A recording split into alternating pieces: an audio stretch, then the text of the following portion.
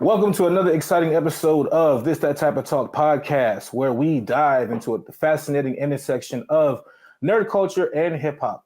Today, we have a very special guest who embodies the essence of our show's theme. She's a talented actress, singer, known for her role as LaCienega Boulevardez on the hit show The Proud Family, and for being one of the original cast members of the iconic show All That. Hi, I'm Alisa Reyes from All That. Her passion for all things pop culture makes her the perfect guest to have our discussion with today. Please give a warm welcome to the multi-talented and my big homie, Alisa Reyes.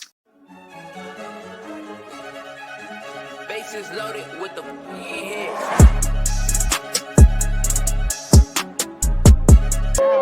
Thank you for having me. That was a beautiful introduction. Absolutely. Thank you. I feel so honored. How y'all doing today? Good? Can't complain. You know, it's a lovely day in San Diego. We finally got rid of all that rain that was hitting us for a while. It was bipolar It's for a little spring. bit. Happy spring, right? Right. Yes. Well, spring now, huh? Yes. It's spring Yes, now? Oh, it is It's officially. spring. officially spring. Yes. Yeah.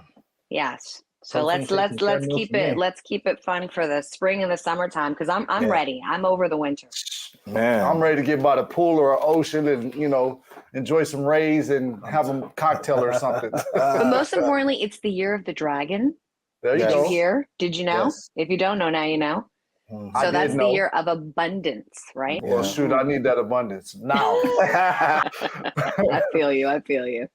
So we wanted to start from the beginning because we know you've been having this career in acting and different voiceovers for quite a bit of time now. You're still young, but you know you've been a veteran in the game. So when you started your career at a young age, how did you get involved with Nickelodeon's All That, and what was it like growing up in the spotlight, and how did it shape your journey in the entertainment industry? Wow, what a great question. I started acting when I was around, I would say maybe 7 years old, but I knew even early on that I wanted to be on TV. I tried to stick my head in the TV, and my mother, God rest her soul, was like, that's not the way you're going to get on television.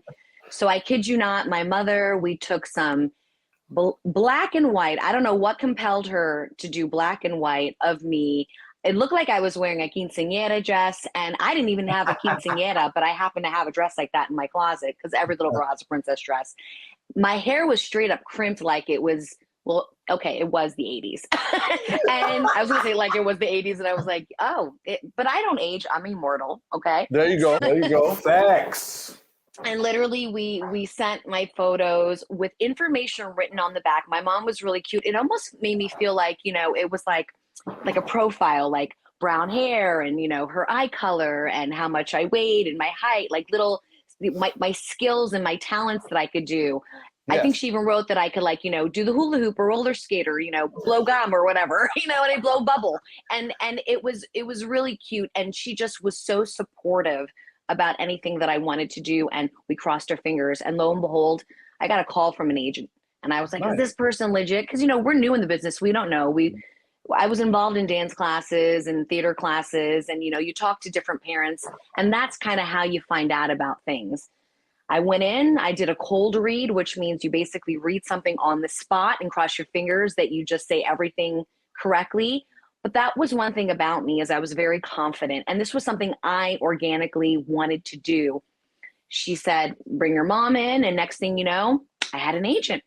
I went out on one of my first auditions was a national Honey Nut Cheerios commercial. So in 1990, I joined Screen Actors Guild, and I've been, in the business going strong ever since. And, leading my way into Nickelodeon from 7 till about 11 years old, I had done background work. I was doing, under 5 lines. And then finally I was getting, some little guest stars and some little small parts in movies. And I was doing tons of modeling and industrial work and yada, yada, yada. And I was really, I feel like I was paying my dues at a young age, which for me was a blessing.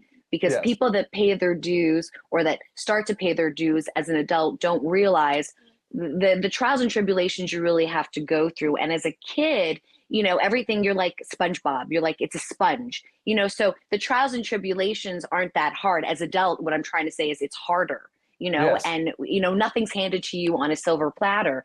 So you really got to do the work. So as a kid, I was able to kind of fly by having fun. And then finally I get this call. That, there's a sketch comedy show that's untitled that they're looking, it's a nationwide search. And my manager's like, you would be perfect for this. I remember I went in and I was like, I don't really know anything about, stand-up comedy or comedy too much. I've done my fair share, but like some of the people that were on the show, they literally did stand up. That's all they did. For me, I was kind of someone that was a jack of all trades, but I had a very outgoing personality. So my mom and I, we wrote a monologue and we wrote all these different characters. And I'll never forget, I used to put hats up on my wall and my mother goes, we're going to take all those hats and we're going to put them in a bag, a grab bag. And when you're in the audition, you're going to take a hat out and you're going to put it on your head and you're going to act like that character. So I was acting like Rosie Perez all the way down to like, a Valley girl to a this girl to a that girl. I was, pretending I was crisscross rapping. I was just doing whatever I could, to show them that I was fearless. And 7 auditions later, I get the call. I know by the 3rd audition, I put my feet up in the lobby on the coffee table and I like knew the receptionist's name. But literally 7 auditions later, I get the call that I'm the only one from New York. And it was Keenan and I being like kind of the last of the group. And I just was ecstatic. And they flew me out to Orlando Universal. And that was just the start of my nostalgic memories of a wonderful childhood. What year was that when you went out, when they flew you to Orlando? Like 94. Was all that, did it air on its own block or was it a part of the SNCC block? I felt like, well, it was a primetime spot at 8 p.m. I feel like it was his own entity for a millisecond, and then it joined the SNCC vibration. Because I remember the introduction of us being a part of SNCC. Mm-hmm. So those 2 things that I just mentioned, right? So as you know, I'm originally from the Virgin Islands, but I grew up in upstate New York and Florida, right? So. Oh, we have a lot in common because I'm from New York and then we lived in Florida. So that's crazy. Yeah. Mm-hmm. Most Caribbean people do that though. That's crazy, right? Right, because we like that weather. So the premiere of SNCC, I went to Georgia. I went to Macon, Georgia with my brother, and we watched the premiere in the hotel. And I was so hyped to watch it because I was excited to see the show because I hadn't watched all that prior, but I knew it was going to be a part of the SNCC block, or whatever, right?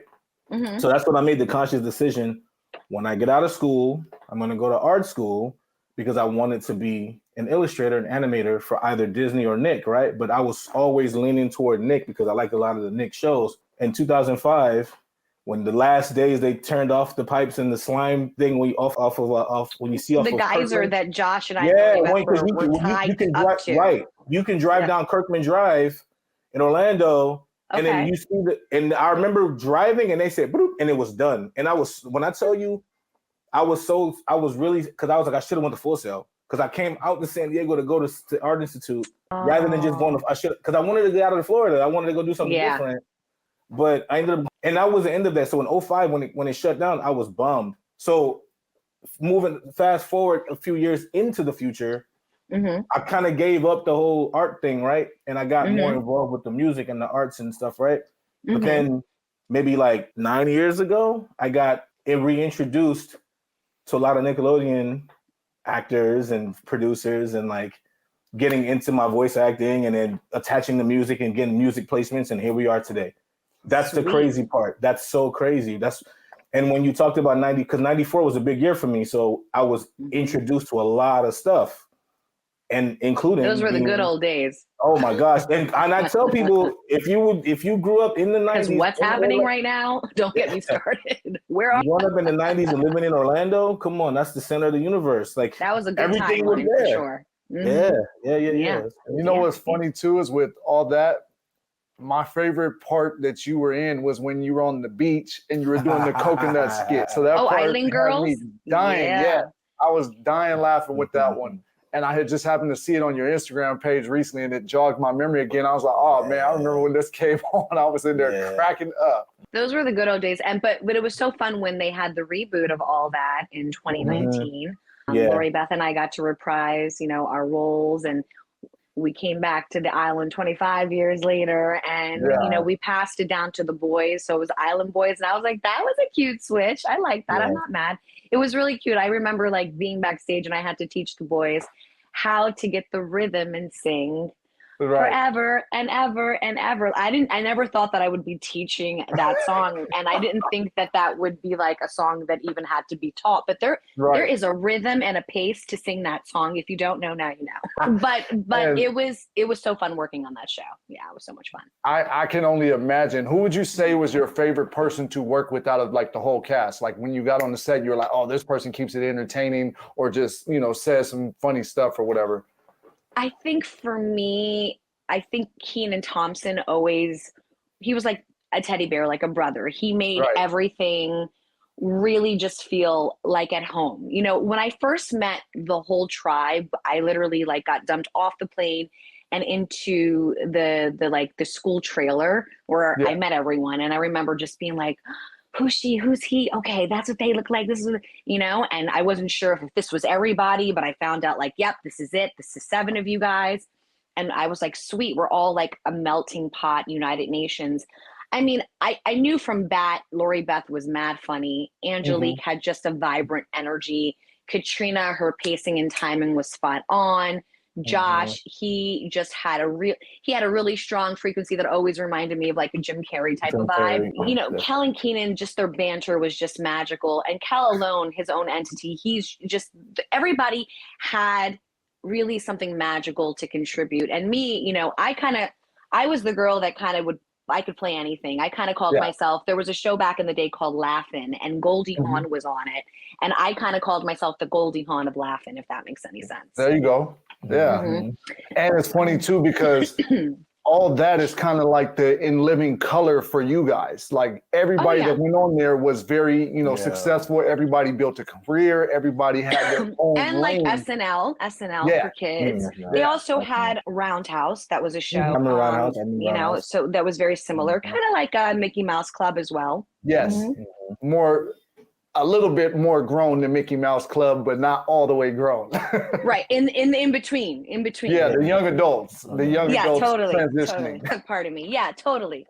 Yeah, I mean, TV is not like it used to be, but I feel like, now the formula is kind of circulating, and now we're finding things that have that nostalgic vibe. That's why it was so great to find out Proud Family was coming back. It was just a matter of time, and to be able to be on 2 shows, to have 2 full circle moments was just really a big blessing. And speaking of that, your character LaCienega Boulevardez in the Proud Family is a fan favorite. Can you share any behind the scenes memories from working on the show? Oh yeah. What's great about working with the Proud Family, it's sort of similar to all that. It's like, we're also all on camera actors. So we already have this like vibrant personality to bring to the table as it is. And we all have our own fan bases, and we already kind of know each other from 6 degrees of separation. I mean, realistically, this industry that I've been in for like over, 35 years is really small. You would think that, oh my God, it's so vast. No, it is small. And everybody literally has a 6 degrees of separation. With this, well, they don't like to call it the reboot. It's kind of like, what is it? A continuation. Right? A reimagined energy of it all. So with all of us coming back, it's like we never left. I mean, what's fun about this, as far as like behind the scenes little energy to share, is that when we were on Disney Channel, we didn't have social media. So what's fun about now is when we got launched in 2021, the amount of press and the branding and marketing that Disney Plus did for us, and us being such a diverse show, or as those like to say, a woke show, talking about current modern topics and having a diverse cast that represent every spectrum of the frequencies in the world. And that's what I love. It's a melting pot of a vibration for everyone. And so for me, seeing us to be able to be a part of like D23 and speak on panels at Comic-Con, we did Celebrity Family Feud as a cast, which was like a bucket list of mine. So much fun. It felt great to finally be a part of a company that believed in us and really pushed us. So like the behind the scenes stuff, you have to go check out my social media because I have like some exclusive clips, but it is so much fun. They gave us an opportunity to really be intimate with the fans and to really go out there and to represent. And for us as actors, that's all we want, is to be able to just shine that light, you know what I mean? And be that role model for people. So what I loved is that you would have thought that we were an on-camera show, but we're a cartoon, and they were treating us Disney Plus from day one as if this was live action. And I was telling everybody, we need to make this live action because I think I look like LaCienega. See, look what a fan made for me. Look at this. That was dope. And she looks like me. Yeah, no, for sure. It has a similarity. So you would definitely be able to pull it off, you know. I don't see an issue with it. And what's funny to me is it the Louder and Prouder where Kyla Pratt Penny switches into La Cienega, or is that in the original series where she wakes up and she is La Cienega? Because I think it's in Louder and Prouder. Are you talking about my theme song takeover episode? I think so. Like she wakes up and then she is La Cienega. Oh, you're talking about one of the episodes. Yes, that was an episode that happened, and if I'm not mistaken, she like morphed into her or something. I don't remember exactly the details, but yes. And what's fun now is like, you know, our character, the key artwork is slightly a little different. You know, La Cienega has a little bit of a different shape. Our clothing's changed a little bit. The hair's changed a little bit. Plus, we added on such a great cast. We have Keke Palmer. We have Billy Porter. We have E.J. Johnson. I mean, and then the guest stars, you know, like forget about it. The list is just on and on. Lizzo. We had, you know, CeeLo, who I loved when he played the panda. That was my favorite. Yes. That was in season 1. But no, it's been fun. And then even me getting a chance to do theme song takeover because I sing. I love when I get to have my Disney princess singing moments. It really means a lot when I get a chance to also sing and show, you know, different sides of my skills, because I'm not just an actress. I'm also a singer and a dancer. So it's fun when I do that. And I have some really fun things coming up later this year. I can't say what, but it's definitely pertaining to fun stuff with La Cienega. So you just have to stay posted. Nice. And so how did you end up landing that role? What happened to, you know, connect the dots for you to get into the Proud family? So, you know, after I did all that on Nickelodeon, I did the pilot and then I did the first 3 seasons, and they wanted to renew my contract, but I had got offered to be on a show called One World, which aired on Teen NBC, which was part of that Saturday morning lineup. Peter Engel did the show, and it was, you know, he was, you know, the producer of Saved by the Bell, City Guys, Hang Time, California Dream. So we were a part of that. And I did that show for a couple years. I even won a Hollywood Reporter Award for my role on that. That was an amazing experience. It was like the perfect next step for me, because I went from sketch comedy and then to scripted sitcom. And then that's when I started to get into TV and film. And I later moved on to doing soap work, like I was on Bold and the Beautiful and Passions, and I've guest starred on like ER, Without a Trace, Boston Public, you know, 6 Feet Under, American Family. I was a recurring on. I've been doing this for a long time. So it was a matter of time for me to be doing animation. And I'll never forget my theatrical agent. You know, I didn't even have a VO agent, was like, they're looking for, and that's also the thing, is they were looking for actual on-camera actors. So that's part of why I got in on this mission. They're like, they're aware of who you are. They want you to come in. And I remember when I went in, like I had seen, there was a lot of other actresses there. I was like, I know her. And I was like, oh my God, like, okay, well, I'm going to do it. This is me. I'm La Cienega. And I remember when I went in, they were, I think, you know, everybody always has a little bit of a vision of their own POV of how they perceive the character to be. And I remember I said, listen, I know she's Latina and yo soy Latina. I'm Irish, Italian, Dominican, okay? But I don't talk with an accent. And just because I'm Latin doesn't mean I have to talk like this. You know what I mean?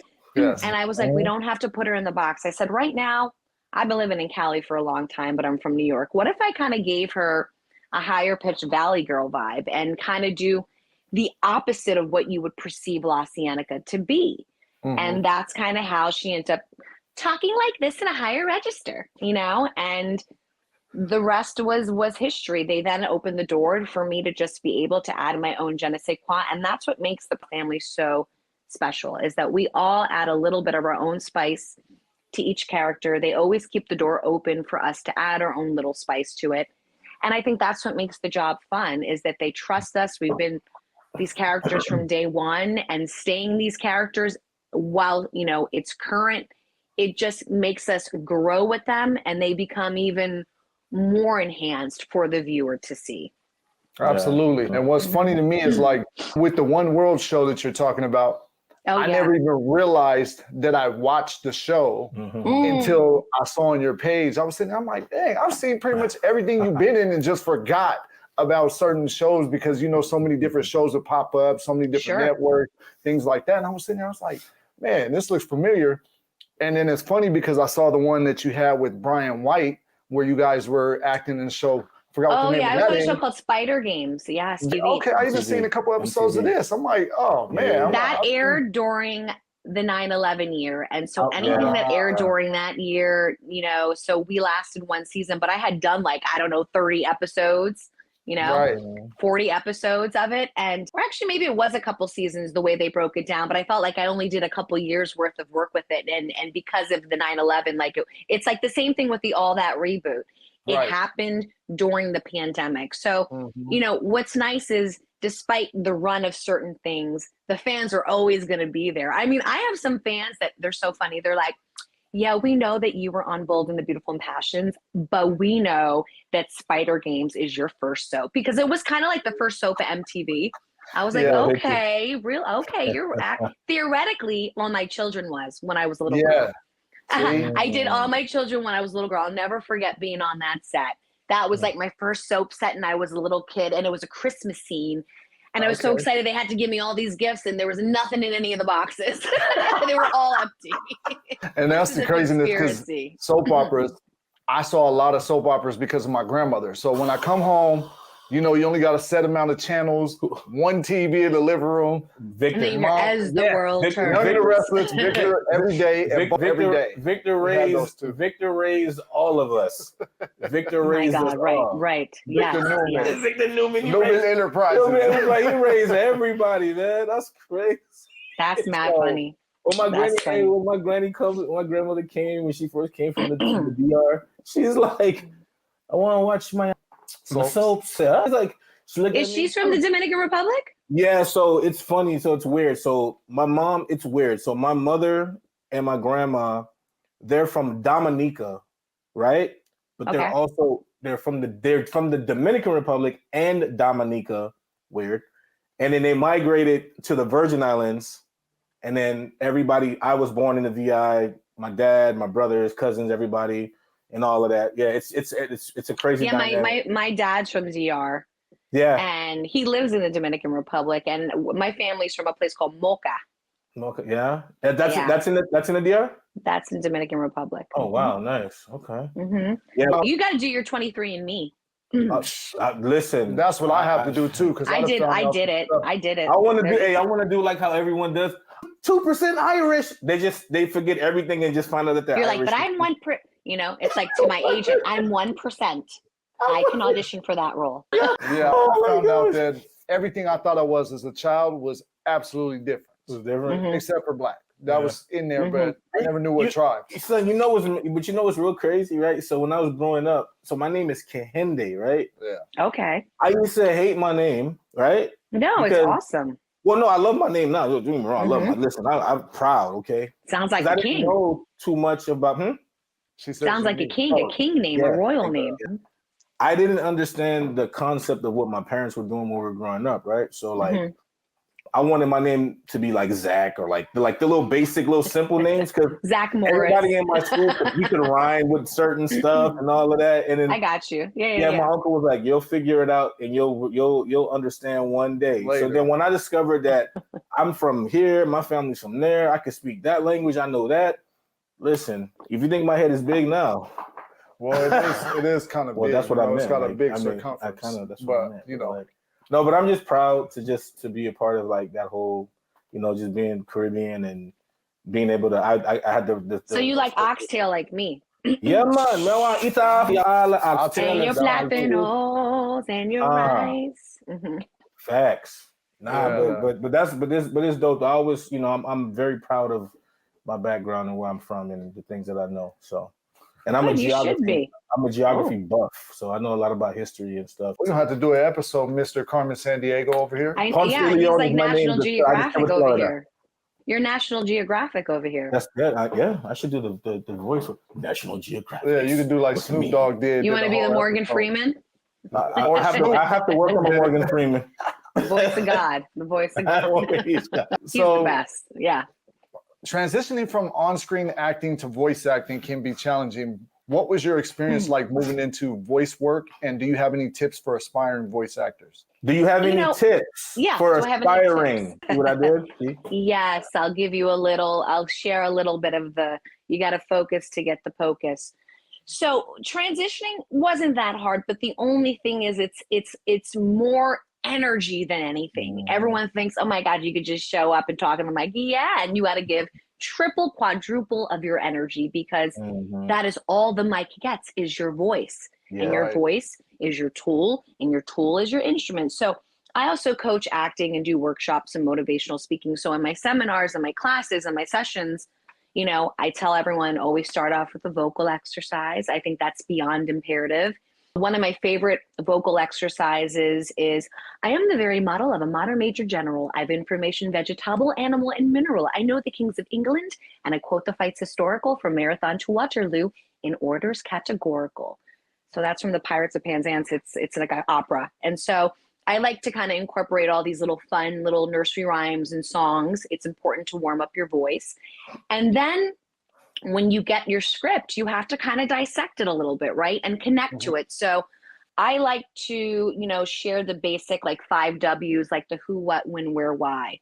That way you can connect to what you're saying, why you're saying it, when you're saying it. And an actor is just an actor saying lines if they don't have subtext or a thought. So it's beyond imperative to really break down, even if you have one. I had an audition recently. You know, I'm a working actor. I write, I produce, I audition, I do everything. I'm a jack of all trades. It was one line. And everyone's like, oh my God, one line, so easy. The one-liners are the hardest. And you go, how did that person book that job? Because they connected and created a whole backstory for that one line. And if you go into everything you do in life, it doesn't matter if you're an actor, you could be working behind a desk, doing a regular 9 to 5, it doesn't matter. You have to have intention, and you create that manifestation, because I'm really big on the law of attraction. Right. Then you will be your most organic, authentic self. So that's what I just say is it's about connecting. I want to believe it. Don't just say it, back it up with an intention, and then everything will flow like water. You know what's really crazy? So when you had your setup at San Diego Comic-Con last year, I literally walked past your desk, or your not desk, but your booth. I walked past Yes, it was a desk. Twice. It was my president desk. I wasn't trying to be disrespectful. I'm speaking for yeah. Your podium. Your podium, my leash. I walked past your desk Table. twice, and it's so funny. I looked. I was like, the fuck? What? I know her. Like, but I left, and I went to the office, and I came back, and I'm like, what the fuck I know her from? Like, I was like in my mind, I'm like tripping, right? So then I go downstairs. I'm at the front. I'm talking to everybody, and then we're 2 ships passing by. Right, and then so Cal. So when we're talking about all that 60 degrees of separation, Cal is that's like my little bro. Like Cal is like my guy. Like I'm like Cal goes, hey dude, what do you do? And I'm like, stop talking like that, bro. What? He goes, you're gonna come over to I'll see. I'll be there later, right? So he leaves, and then you come over, and then you start talking to me about like, why are the cast members of all that just popping out in random spaces? It's wild, right? And you just say, hey, where's the Uber? Where's the thing? And I'm looking, I said, I know you. And you were like, you don't know. Oh yeah, I was trying to find my Uber. Right. And then you said, I was like, I'm looking, I'm like, I don't, and then it hit me. I'm like, oh shit. So bad. I feel so bad. I was so hyped. I was like, can I get a picture with you real quick? Because if I take a picture, they're gonna get mad at me, but I don't care if they get mad at me, it's worth it. No, we were fine. You were very sweet. I do remember you. Yeah, no, but that's what I love about these things is, you know, we get a chance to meet people like you. You know, I'm a very friendly person. I'm always going to say hi to people. As long as you know, I'm the reflection of you. Don't be weird. I won't be weird. Don't be weird, bro. Like, come on with that weird stuff. Respect my bubble. we're good, you know? But at the end of the day, yeah, I mean, this past year as an actor, you know, most people know that, you know, Screen Actors Guild had a strike for about 6 or 7 months, and it was life-changing. It was an imperative strike to happen. And now that we're done that phase, you know, I pray and hope that it just continues to thrive and represent all of us to the best of our ability going into the next batch, because it's going to happen again. Every couple of years we're going to have to go back to the tables. But this is a step because everything that happened, like for me as a voiceover actor, you know, with AI and all these different things, it's imperative for all these things for us to keep up with the Joneses, to keep up with the times. So of course these moments in time are going to have to happen. It's just a part of life, you know? So that's why last year I couldn't have the logos or certain things on my banner, you know? So it felt great to have my true fans be there and to come visit me as me as my own entity. I actually felt it very, very empowering to not have to sit there with logos, you know, and for people to just, you know, genuinely know you as your own person, you know? Yes, all these different endeavors and shows that I've been a part of are part of why I am who I am and trailblaze the path for me. But, you know, you come to a point where you are your own entity, you know? So I feel like you have to look for the gift of everything. And that's kind of what I found last year during the strike, is that it was empowering to be your own entity and not to have to fall on a coattail of a frequency. So you've lent your voice to the highly anticipated video game Starfield. Can you tell us about the experience working on the project and the characters that you've portrayed in the game? Yes, Starfield was so much fun. It's one of the, you know, one of my first video games I've actually done. Yeah, if I'm not mistaken. I did about, I think, 4 or 5 voices on it. It took about 2 years to do. I did it while I was pregnant and after my daughter Rosemary came out of my body. So it just goes to show you, it's like the same with Proud Family. It could take a year for animation to happen. So patience is a virtue, but it's worth it. This game in particular was amazing. I played the voice of Lillian Hart, who is a bounty hunter, and I talk with a Southern accent. So that's one voice I do. And then the other one is I'm the voice of a spaceship, like an AI voice. Granted, they did add, you know, like frequencies to my voice. And, you know, it was interesting because you say to yourself, well, then if you're going to add all these extra accoutrements, why not actually use AI? But I remember them saying in particular that it lacks emotion. So me as a human being, I'm able to portray the emotion. Does that make sense? Yes. So that voice was very kind of like this. There was you know what I mean? I remember I had to do this to get into it. And then hey, look, you move. Hey, your patterns are like Shatner, but then you move like Data. I remember them being in the booth. They're like, whatever you got to do to get the voice out. And then the other voice, one was my tone, my regular voice, and then one was, of course, a traditional Latin accent. You know, that had some sort of accent. You know, so it was fun to finally showcase my different voices that I do. Because I love to do ethereal, British, you know, anything fantasy. I love doing that. The previous year, another voiceover gig that came out that I did was an audio Bible, where I got to record multiple voices where they took the Bible and made it like kind of this surround sound kind of a thing. And so when you hear it, you hear the waves crashing, like you feel like you're in the Bible, in the scene. And I played multiple voices, and I did that while I was pregnant. So it was very spiritual for me. I was so happy to be doing it. I was like, this is so cool. You know, when my daughter's being naughty, I'm just going to play my voice from the Bible. And I'm like, listen to this. You better hear it. That's mommy's voice. That's right. In the Bible. Yeah, right. Yeah, that's with God now. Okay. You gotta honor thy mother and father, like they say. I'm trying to teach about the commandments. Don't get me started. Yeah. You know, my daughter is my daughter, so she is spunky and sassy, but I wouldn't have it any other way. Oh, for sure. So has there been a time, like when you're doing games or any other types of voiceovers, where you've actually like watched it back or played it and you were kind of surprised as to how it was used or whatever? It's always fun to see the final product of what is done out of the editing station. But I mean, overall, it does end up kind of what you perceive it to be. Like, for instance, when I did theme song takeover, it was really fun to hear, my voice to the music and to see the final editing. And what was even great about it is, Disney kept my voice as it was, didn't enhance it, didn't do anything. So what you hear is what you get. That's my voice. And that's what I love is that, when they give you an opportunity to shine, they really just let you shine, and, personally, I don't ever feel like they've done anything really crazy to LaCienega. My voice in general as the character is very high pitched. So I have to go really high, a little out. She's more soprano-y. Right. But I think overall, if anything, they all just maybe make it sound a little more crisp or clear. For me, what's fun to see is just the animation, because the animation compared to it being on Disney Channel to Disney Plus is like night and day, because that was 2004 or 5, and now we're in 2024. And everything's all digital now too. It's just different. Way different. Yeah. Just like the new. I don't know if you watched the new the recent continuation of the new X-Men. I have not. Is it good? It's nice. Yeah, they did the thing, and it was cool. Nice. And it was such a great an homage to where the show was left off at. It reminded me of how it reminded me of how Proud Family, how you guys ended and how you guys came back. How Rocco's Modern Life ended and how Rocco's Modern Life came back. Okay, so how we end and the continuation. It's a continuation, but it's really good though, and it also does this thing.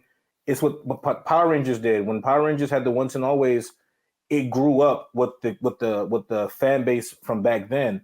So when the Cyclops, okay, I see what you're saying. Like they grew with you. They grew, exactly. It's like the content is for us. I mean, it's for the kids too, but it's really for us. And where Cyclops would fire his optic blast and he'll blow up a robot. Now he's doing it as, imagine if he was blowing some stuff like it's really good. Like episode 1 and 2 are so good. They're really good. Okay, well I gotta check it out. Yeah. Okay. On Disney Plus. So can you share a bit about your creative process when preparing for a role, and how do you get into character, especially for roles that are vastly different from your own personality? Well, right now we're kind of exiting out of what's called a pilot season, which is the time of year that there's like a lot of auditions for pilots and whatnot. So like I sometimes don't even have a 24-hour turnaround for auditions, or even a 24-hour turnaround for when I actually book a job and I have to learn my lines. The beauty about voiceover is you don't have to be memorized, but you have to be familiar. Because if you're not familiar, then it's going to sound like you are reading out of your book. And that's not what you want. You want everything to sound conversational and natural. I like to do character development where, as far as LaCienega goes, I already know her backstory because I created her, but I like to go, okay, where am I in this moment of time? And how is all the different textures and layers of the characters around me in the scene affecting me? And why am I saying what am I saying at that moment? So I kind of go through that subtext with myself. Now, if it's for a whole new character, a whole new audition, then I actually I highlight my lines, I box them, I number them, I give them thoughts, I do breathing slashes, I create a whole character breakdown about who I am on the back of the script, figure out what I'm going to wear, and then after I spend all that time, then I memorize the lines. Because if you know what you're saying, why you're saying it, when you're saying it, then when you speak your dialogue, your lines will come because you know what's next. And that makes sense. So that's very, you live with it. You've lived with it. You know the timing of it. You know the next word that's going to come before the first word you read, and it just gets you very comfortable. I mean, and if you if you haven't experienced the situation, then I always tell my clients that find that frequency that's as similar, or someone that that may be. And if it gets to the extent that you don't have that 6 degrees of separation, something maybe you saw in a movie, something you read in a book, but you got to kind of find something to connect. And if you can't, then that's when you got to creatively, it's like creative writing class, create something from scratch. And then you have to start really believing it. Very good advice. That sounds good, and it makes sense as to how someone can, find the development for whatever character it is they're trying to get into. 100%. And especially, starting from scratch, I can see how it would be challenging, but, you've had quite a bit of background in doing these things. So it would be a lot more fluid for you. But that was great advice for somebody to get started for sure. Thank you. Awesome. Are there any passion projects or dream roles that you haven't had the chance to explore yet, but are eager to pursue? Are eager to pursue in the future? And what excites you about these potential opportunities? I would love to do more time period pieces. I told my whole team, I said, listen, I love the show Bridgerton. I love BBC. So I really enjoy anything that is that kind of fantasy, ethereal kind of, I just got done watching Damsel. That was so good with Millie Bobby Brown on Netflix. I love that kind of frequency. Like I'm ready to play the Queen of Spain. Okay. So I think something along that line would be really fun. I love action. It was really fun in 2020, going into 2021. My movie Break Even came out. That was an action-packed film. It had Steve Guttenberg, Tasia Tellis, Eric Fellows, and it was Shane Stanley directed it. CJ Wally wrote it, and that was like my joke is like that was my my action moment. Where I got to. I never worked out so hard, because I had to be on a boat and in the beach on a yacht and running around in the water. It was so much fun. So when I get to do something that's outside of all of the other kind of characters I play, it's really fun. But at the same time, like I'm very specific about the roles that I play. So every role that I've ever played, whether it's a guest star or a series regular, there is some sort of lesson that you learn from it. And if I'm not resonating and connecting with it, I'm not going to audition for it. I'm not going to take the role. I'm not going to do it. There's certain things I will and won't do. And it's very empowering to say no as much as it's empowering to say yes. Yeah, and that's the great part about, like we were saying, that you have been established. You do have that opportunity to, turn down things more often. You don't have to jump at the first thing that comes across your table like, oh, yeah, I'm going to take that because I need it. I mean, don't get me wrong. Listen, I love to work, Right. I'm humble, but at the same time, you have to make sure 100% because it's not about the money, and we all need money. Yeah. But you want to make sure it represents you in the best light. Some people take things because they think, oh, this is a good 5-minute situation, but you want to think of the longevity of it. Yes. That's why, like, sometimes when people say, okay, here's this contract or here's this opportunity or here's this whatever, take a couple days, actually take that couple days and process it. People get so excited to just make a decision, whether it's yes or no. Right. Think. That's all, Yeah.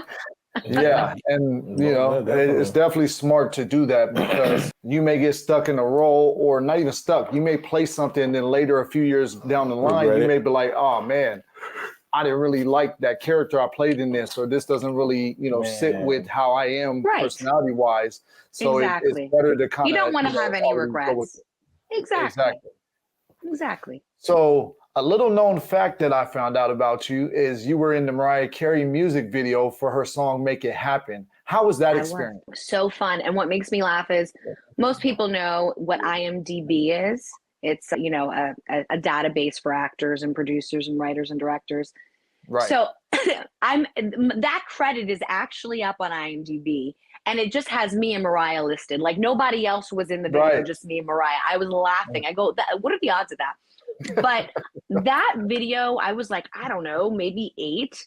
And I'll never forget because that was during the time that I was paying my dues, doing background work and whatnot. So as a kid, that was my way to get my feet wet and to start networking and seeing what was like being on a set. And when I got to that set, I remember the director kind of pointed at me and they picked a couple kids. And I was one of the kids that got picked to dance with Mariah on stage right next to her. And I'm doing the Running Man and the Roger Rabbit. And I just was like, and it was in an old abandoned church.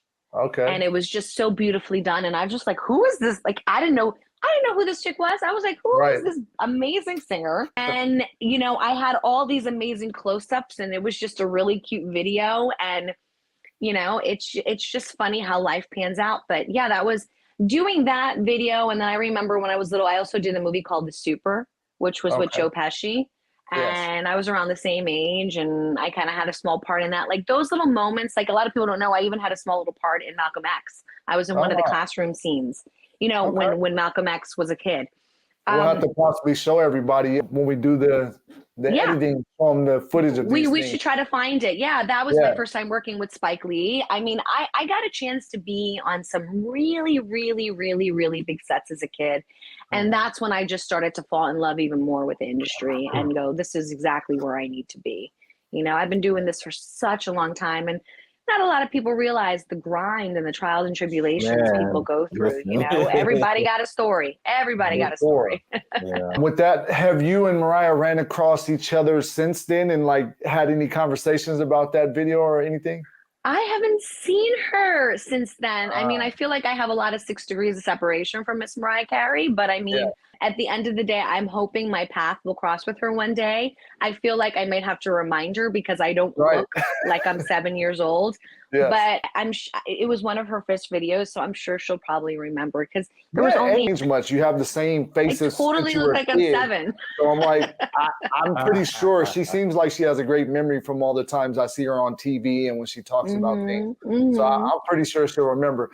Mariah, if you get a chance to watch this, tell us if you remember Miss Reyes. I was the little girl dancing next to you, enjoying every moment. Yeah, it was really cool. I mean, honestly, I was on stage dancing next to her as a backup dancer. It was hilarious. I can only imagine because the Butterfly CD was on rotation in my household. So we were on our, what's it called? Tiny Tots, Little Tots, Little Types, what's the little play sets? We were on top of the little slide in the house. My sister was singing the songs and I'm dancing around. We used to always go up to Butterfly. Oh, so cute. So cute. Definitely. You guys are so much fun. Your show's so much fun. We try. We got to keep it live, and it's things that we experience too. And you know, we're 80s babies, 90s kids, as you know, ATO likes to say. So we have a lot of that background. Plus, even though we grew up, we still never lost our, you know, childlike humor, our sense of, you know, life, things like that. So we're still into our cartoons like X-Men 97 plus, you know, anime and all that other stuff. So it kind of just evolved into a more formed and educated. I'm not. Yeah, I am one of those guys. I'm just gonna say that the 80s and the 90s created some of the best human beings. Because if you think about it, the people that we looked up to that were from the 60s and the 70s are the ones who laid the foundation for us to get inspired to create the things that we loved as children, and we're able to like manifest those things in real life. You can go on the internet and you can order a Power Rangers helmet. You can go buy a He-Man sword. You can, you know, the forefront of entertainment or comic book movies. Like Iron Man is a real thing now. Like it's like all those things that we love, like that we watched and stuff that you guys have acted in and participated in are all things that are tangible. We can touch those things now. And I always what's nice is you guys are just mad conversational too. Like, you know, you just kind of shoot it like it is. And that's what's also nice. So I heard that get all news anchoring kind of you know thing. What I mean? All these reboots and all of the continuations of things that came out 30 plus years ago, that goes to show you how creative we were. Yeah. You know, and then we had less distractions too. So think about it, like in 80s, 90s, it was less distractions. The world wasn't so busy. We didn't have access to the world on our little phones and everything. And I think we've realized that a lot of the information and things that we had, we squandered a lot of it because we think that we're just going to get more of it, but now we're missing it, you know? And as you said, this is the year of abundance. Yeah, very true. Because everyone's getting their just. Everyone is going to get their just this year, I believe. So looking back on your career, can you share a moment or projects that stand out as particularly impactful or transformative for you, both personally and professionally? Transformative, sir. Well, of Autobots, course. roll out. Not transmitted like AI. Transformative. Yeah, I understood. Of course, I'm going to give love and light to All That on Nickelodeon. Yes. That was like the first series regular role I had. You know, Brian Robbins was the creator of the show and was a part of the reason I was cast on it. And that will have left an imprint on me, you know, ever since I was a little girl, that led the pathway for me, as well as Peter Engel. He was a huge part of my childhood. But I feel like, for instance, American Family, which was a show on PBS directed by Gregory Nava, who also directed the movie Selena, that was a very iconic show for me to be on because it was my first moment of working with nothing but Latino actors. Edward James Olmos played my father on the show, and Cienaga played my mother on the show, and Raquel Welch played my aunt, and just the list went on and on. Isai Morales. I mean, it was just Michael Pena played my boyfriend. It was just a list of amazing, talented people. I played the younger version of an actress named Rachel Tickerton. She was opposite of Arnold Schwarzenegger in Total Recall, and I was the younger version. I thought that was actually really good casting because we kind of look alike a little bit. And so that's just a little touch of examples of frequencies. And as of right now, like I would say one of my babies that I'm really proud of is a documentary that I produced and that I'm in called The Orange Years, which is following the chronological order of Nickelodeon, showing all the love and light about it and just all the amazing different shows that came out of it, and how it started off with Geraldine Laybourne, who was like the first female president of Nickelodeon. So Scott Barber, who's my business partner, was the director of that. And I got a chance to have Keenan and Kel, Lori Beth and Josh in it, Danny Tamborelli. Just the list goes on and on. Mark Summers, Phil Moore from Nick Arcade, and all of the other Nickelodeon croonies that I was able to ask to be a part of it. So, those moments where I can extend the olive branch, and now that I get to be behind the scenes and that I'm producing and that I'm writing, it just really allows me to show my fans, to show boys and girls out there, especially women of diversity, that look, I could do it. And now I'm a new mom of a beautiful 2.5-year-old daughter. I have a beautiful family, a supportive husband, and I just feel really blessed to be doing what I love and to be thriving through these crazy times right now. And the most important thing is just for us to stay grounded and connected to God and our higher self, whatever that is for you. Not to get all deep, but I really feel compelled to share that I feel like, Mother Earth is going through a major ascension right now. And it's important for us as a mass to just shift up with that awareness of our consciousness and to just really be that light that we want to see in others. Because right now, with shows like this and with social media, people's attention spans are so short. So being able to touch the world like this, the way you're doing it, the way that I'm doing it, is all that we can continue to be as light workers and continue to spread that love and light. I like that. That's a good statement. Light workers. I had never thought about it like that, but yeah, definitely can say that the two of us are considered light workers. Wonderful. So the nice orange to years. finally meet you, fellow. Yes. And it won't be the last time. So we'll definitely be, interacting more. Just an FYI as well. So for a lot of the guests that have been, I always let them know that there's going to be a point where we're going to do it in studio if you're available. Okay. And we'll take care of all of the accommodations. You guys are in LA? Yeah, we'll probably do LA because a lot of the people are in LA. We would definitely go either, LA, but definitely. Where LA. are you guys? San Diego. Okay, that's not too far. Yeah, but if you can make it out to LA, that would be cool. You could probably rent a studio for just the day. Oh, no, definitely. I've already made arrangements for a few different things. I mean, but it's one of the things that because when the idea came to me like many, many years ago, and I didn't know how I wanted to start it, and I didn't want to do the rinky-dink camera and I don't know what I'm talking about. I just know how to passion for something. A company called, you ever heard of, what's it called? AfterBuzz? What's that company called? No. I have to think. There's a company that you guys could reach out to, because I feel like you would be good for. They have setups like that, and you could do your show in studio. Whole setup there. Nice. So we got together. I kind of ran because this has been on me for years, right? Like maybe 2 years. I had some buddies down in Miami and stuff, and they gave me some pointers, and they gave me tips, and they're like, if you want to continue to pursue this, we'll definitely be there for you. And then we also have the people that are also helping us, that helped us kind of get this thing launched. So then I was like, I'm just going to do it. So I decided to do it, linked up with Corey. He's very smart, very brilliant, and we work well together. And, where I fall short, he picks that up, right? And vice versa. But I think the dynamic between the two of us works because we love the same things, we love the same stuff, and then we have this Rolodex of people that we care about, and let's just put them on here and shine a light on them and make people see who they are and expand the fan base, I guess, if you will, because I'm all about giving out information and I'm all about just trying to do something different to inspire somebody else, because you guys inspired me to become who I am today. Well, feelings are mutual. I'll definitely love to do your show again, and let me know when you're ready to cross promote. I have the flyer that you gave me. I mean, this has been so much fun, and you guys have been lovely, and hopefully I'll meet you guys in person in the next year. Oh, definitely. Yeah, absolutely. For sure. Absolutely, definitely. So lastly, what exciting projects can your fans look forward to in the near future, and where can they follow your journey to stay updated, like your social media, your websites, all of that good stuff? Well, you can follow me at AlisaReyes.com. I have a newsletter. I got a link tree that takes you to everything. I'm on social media, verified across the board. But as far as latest projects, I have a film called Out Sisters.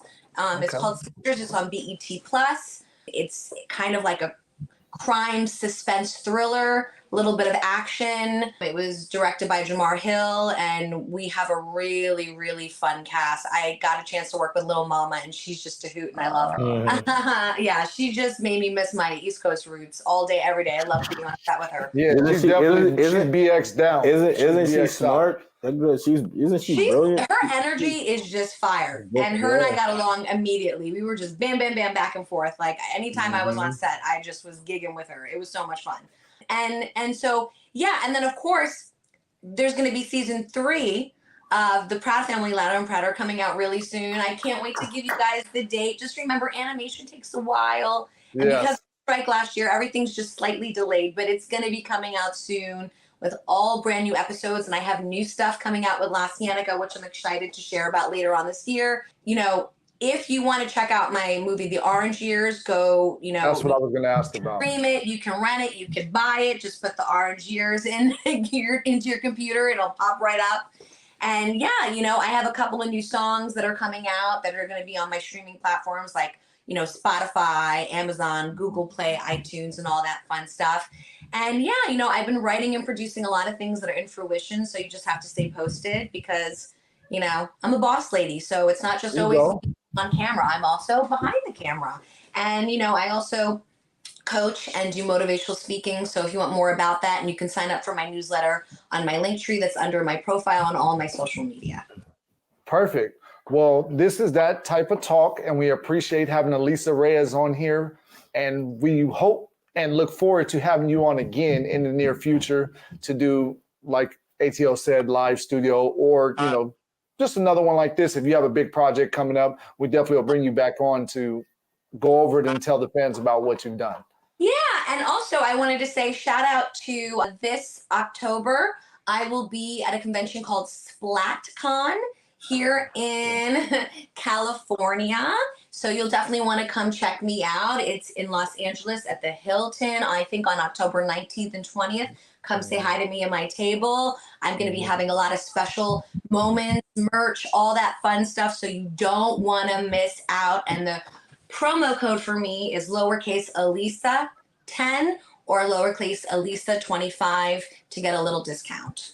Nice. Okay. Well, cool. We'll definitely have to come out there and support as well. Make it out. That to would the be awesome. SplatCon. Yeah, come, guys, because it would be great to see you, and then maybe you get a chance. We could do some in-person interviews. For sure. Nice. Definitely we'll do that. Well, Okay, we good. won't take up too much more of your time. I know that you're a new mother and you need to get back to your fam, so we'll go ahead and let you get back to them. But we Okay, well, appreciate I love spending you this time guys. with us. Mucho besitos. Thank you. Okay. Sounds good. Bye-bye. Okay, Good God one. bless. Okay, God bye-bye. bless you. Why are you off? Thank you guys for watching today.